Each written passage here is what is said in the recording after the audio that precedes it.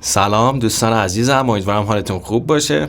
میخواستم سیمای گیتار رو عوض کنم، گفتم به همین بهونه بیام یه تست صدا براتون بذارم. یه بار یه قسمتی از یه قطعه رو با همین سیم ها براتون رکورد کنم و بعد برم سیما رو عوض کنم، سریع بیام همون قطعه رو با سیم های نو براتون بزنم تا یه مقایسه کنید، ببینید که تفاوتش به چه صورت هست. تو اسلایدهای بعدی میذارم براتون.